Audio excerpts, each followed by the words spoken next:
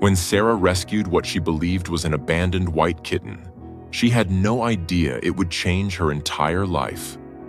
Ignoring a local farmer's warnings that the animal was a wild predator, Sarah promised to keep him indoors and brought him home, naming him Lucky.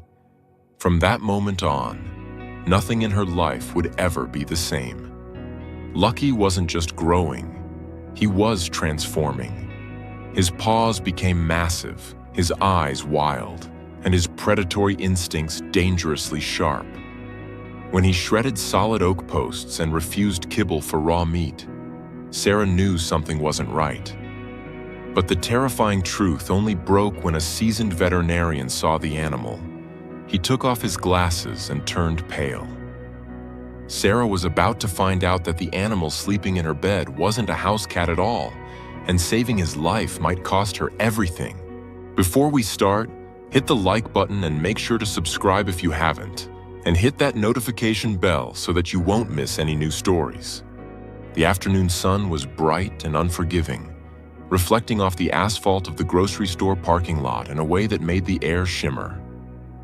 It was a crisp, clear day in late October, the kind of American autumn afternoon where the sky is a piercing, limitless blue and the trees are just beginning to surrender their leaves. Sarah, a woman of gentle demeanor and quiet routines, finished loading the last of her paper grocery sacks into the trunk of her sedan.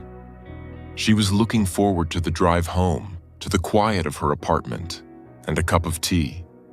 But fate, as it often does, arrived not with a shout, but with a whimper. As she slammed the trunk shut, a movement on the bed of a rusted pickup truck parked 2 spaces over caught her eye.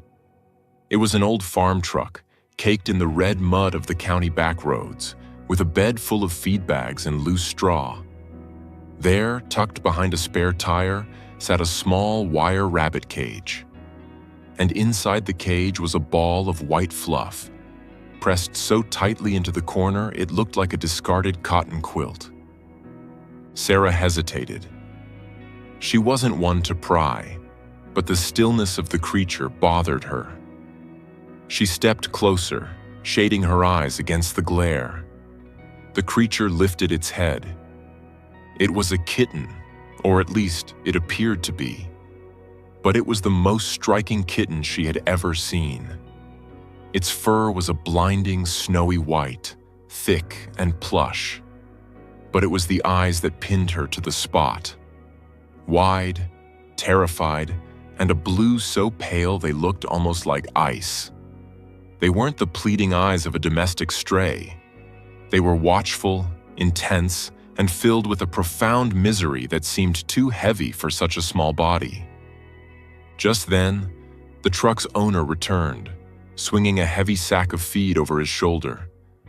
He was an older man, his face weathered by wind and sun, wearing a cap pulled low. He nodded at Sarah, but his expression was grim when he saw her looking at the cage. "Afternoon?" he grunted, tossing the feed into the truck bed. "I couldn't help but notice," Sarah said, her voice tentative. "That's a beautiful kitten. Is he yours?" The farmer sighed, leaning against the side of the truck. He took off his cap and ran a hand through thinning gray hair. "Not mine. Not really. Found the little devil holed up in my barn about 3 days ago. Neighbors have been dumping unwanted litters near the highway again. I reckon he's the only one left of his batch." "He looks scared," Sarah ventured. "He's terrified," the man corrected, his voice rough but not unkind. "And he's trouble. Starving, poor thing. He got into the coop last night. Panic killed 3 of my best layers and the rooster. He didn't eat them, just hunted. Instinct, I guess. But I can't afford to lose stock like that. Winters are hard enough." Sarah felt a cold knot form in her stomach. "So, what are you going to do with him?"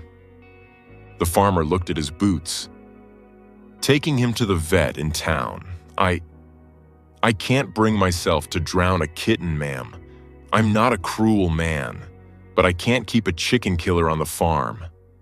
I figure the vet can put him to sleep humane-like." The world seemed to stop spinning for a moment. The bright sunlight suddenly felt cold.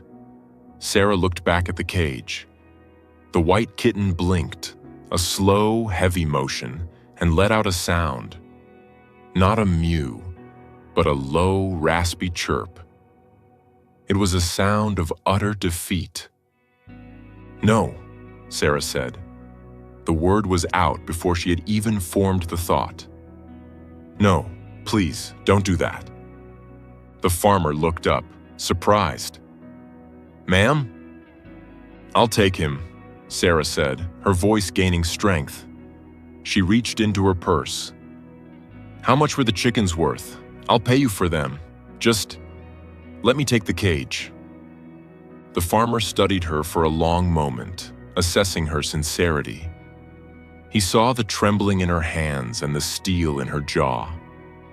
Slowly, he shook his head. "You don't have to pay me for the birds, ma'am. If you want to give the little scrap a chance, that's payment enough. Just promise me one thing. Keep him inside. He's got a wild streak a mile wide." "I promise," Sarah breathed. Minutes later, the cage was in her passenger seat. She named him Lucky before they even left the parking lot. It was the only name that fit. The first few months in Sarah's apartment were a period of adjustment, filled with a chaotic sort of love. Sarah had owned cats before, but Lucky was different. From the very first night, the bond he formed with her was intense, almost possessive. He didn't act like a normal kitten. He didn't need dough on blankets or chase laser pointers with mindless abandon. Instead, he observed. He would sit on the highest point in the living room, the top of the bookshelf, and watch her with that unnerving, icy stare. When he played, it was serious business. He didn't bat at toys, he stalked them. He would flatten his body against the rug, his oversized paws silent, and launch himself with explosive power. And he was affectionate, but on his own terms. He didn't purr.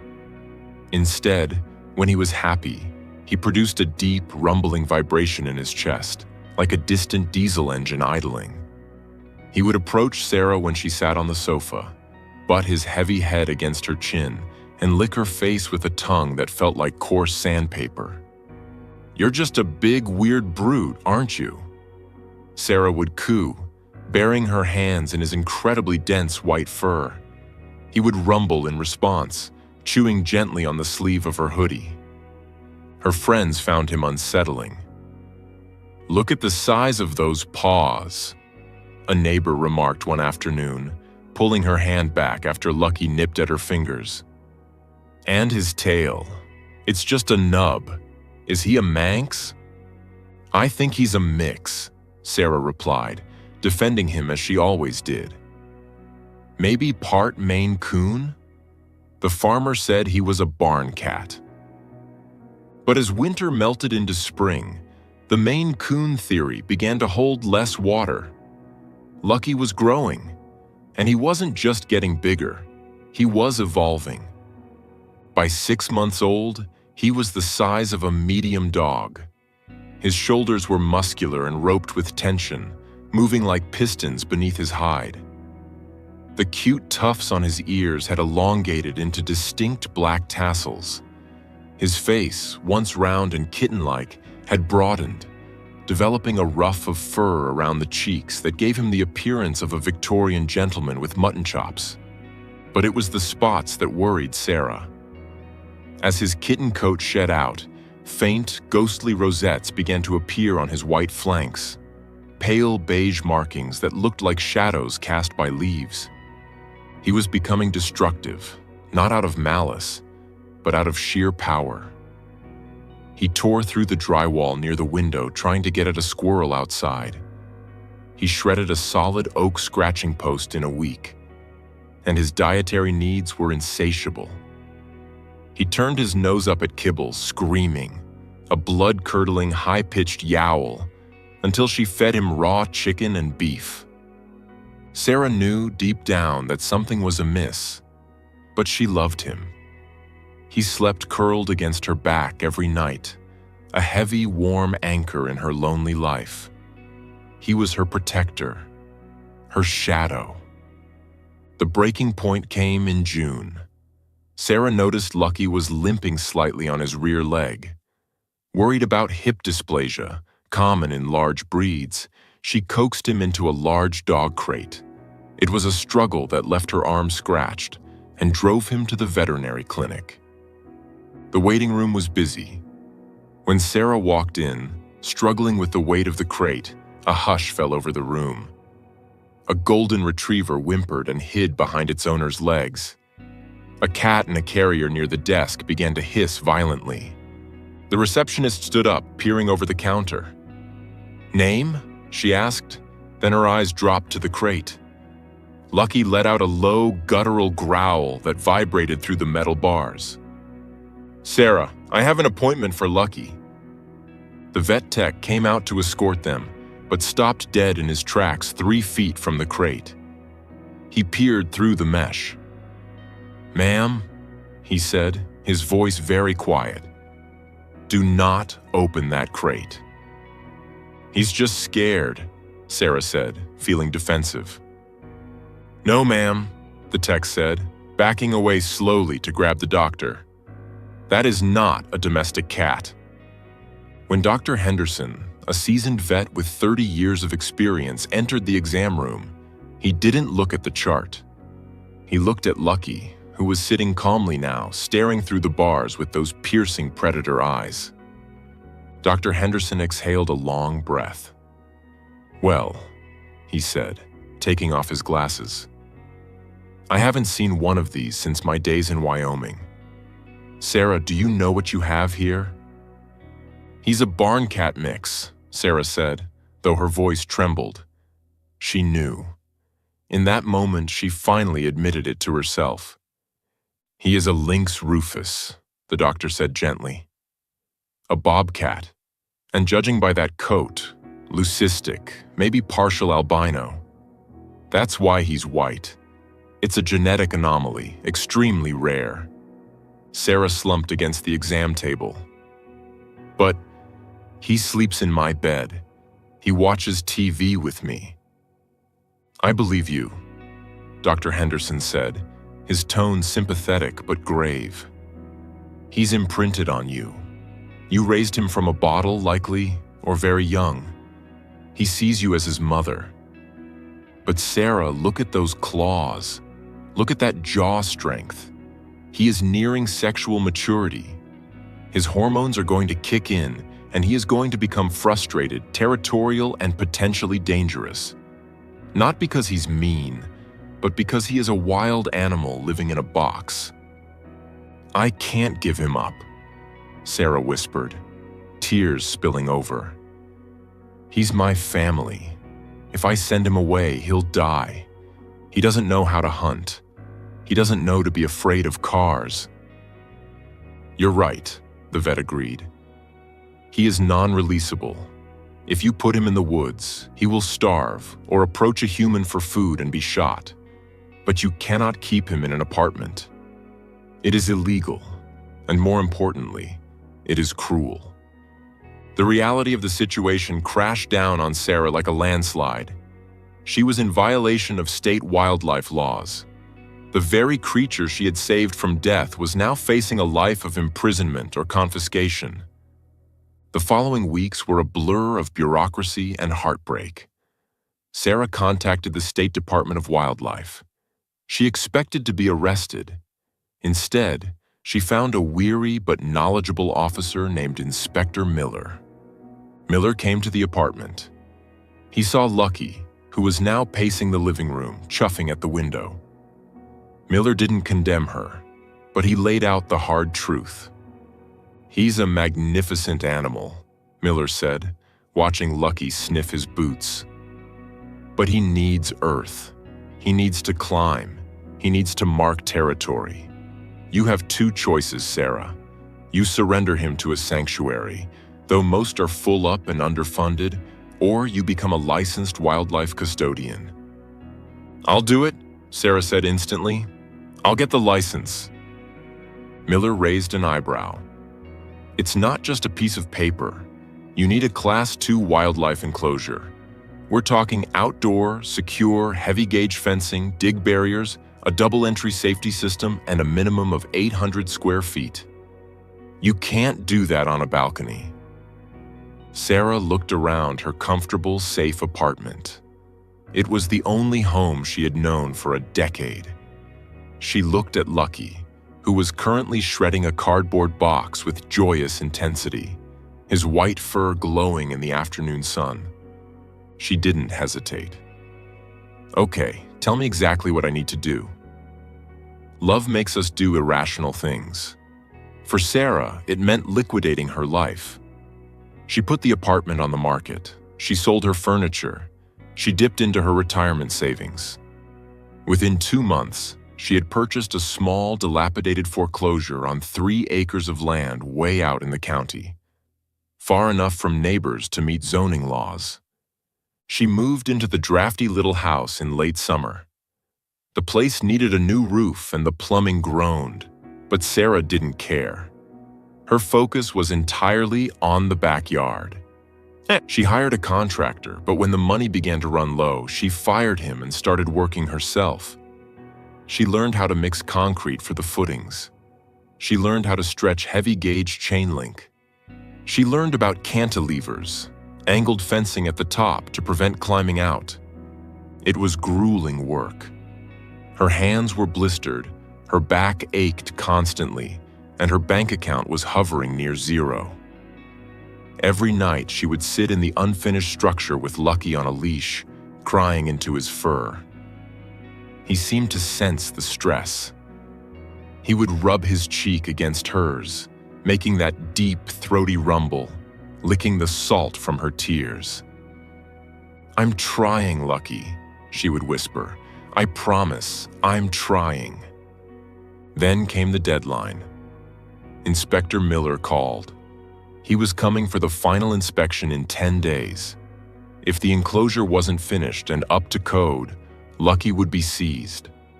The state had found a slot for him at a zoo in another state, a concrete pit where he would be a display animal.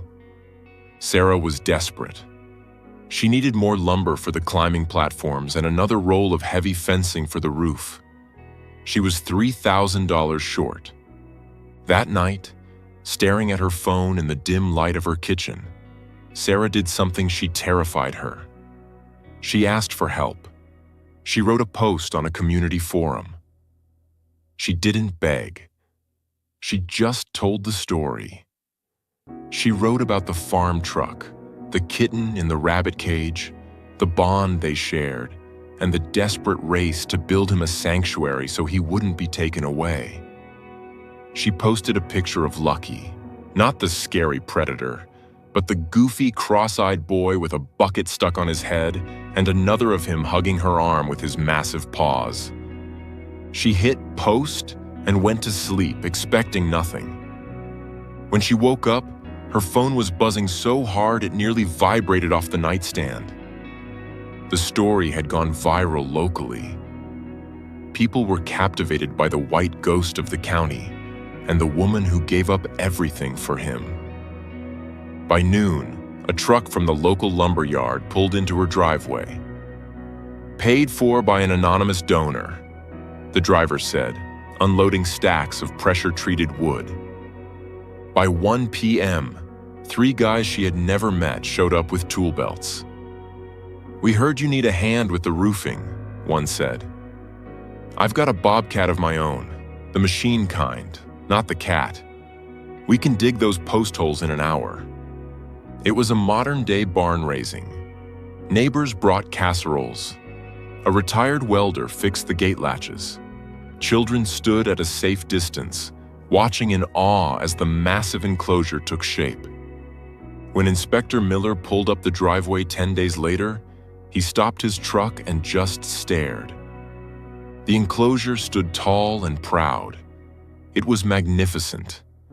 It had high platforms for observing, hollow logs for hiding, a splash pool, and complex climbing structures made of cedar. It was secure, professional, and filled with enrichment. Miller walked the perimeter, checking the tension of the wire, shaking the posts. He checked the double safety vestibule. He checked the freezer full of proper meat.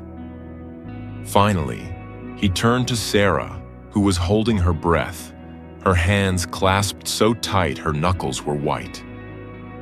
Miller smiled, a rare, genuine expression that crinkled the corners of his eyes. He pulled a clipboard from under his arm and stamped the document with a heavy thud. "Well done, Sarah," he said. "Approved." 3 years later, the late afternoon light is different out here in the country. It's warmer, softer, filtering through the tall pines and casting long golden shadows across the sanctuary. Sarah walks down the gravel path, carrying a bucket of enrichment treats. Ice blocks with fish frozen inside and scent-soaked burlap sacks. Her walk is confident now. Her boots are muddy, and her hands are rougher than they used to be, but she looks younger, lighter. She reaches the main habitat. It has a sign on the front, "The Lucky Star Sanctuary, Education and Rehabilitation." Behind the heavy gauge mesh, a ghost moves. Lucky is fully grown now, a magnificent 35-pound specimen of pure muscle and instinct. His white coat gleams in the twilight, the faint spots barely visible like clouds on snow. His ear tufts twitch as he hears her approach. He doesn't rush the fence like a dog. He flows toward it. Sarah unlocks the safety vestibule, steps in, locks it behind her, and then approaches the mesh wall. "Hey, handsome," she says softly. Lucky approaches the wire. He stands on his hind legs, putting his massive front paws on the fencing at eye level with her. He leans forward and presses his forehead against the wire. Sarah leans in and presses her forehead to his, separated only by the steel mesh. It is a ritual they perform every evening, a silent communion between two species that shouldn't be friends, but are. Lucky closes his eyes and lets out that sound, the deep, rhythmic chuff rumble that vibrates in Sarah's own chest. It is a sound of contentment. Sarah's life is nothing like she planned. She doesn't have the condo or the pristine furniture. Instead, she has a fox recovering from a car strike in the smaller pen, a great horned owl healing in the flight barn, and a community of volunteers who look to her for guidance. She found her purpose not in the safety of the known, but in the wild uncertainty of the rescue. She looks at Lucky, the animal that started it all. He is wild, yes. He is dangerous, yes. But as he looks at her with those ice-blue eyes, softening in the warm glow of the setting sun, she sees the kitten from the farm truck. He drops to all fours and rubs his flank along the fence, inviting her to walk with him. "Come on then," she says, smiling. "Let's go check on the others."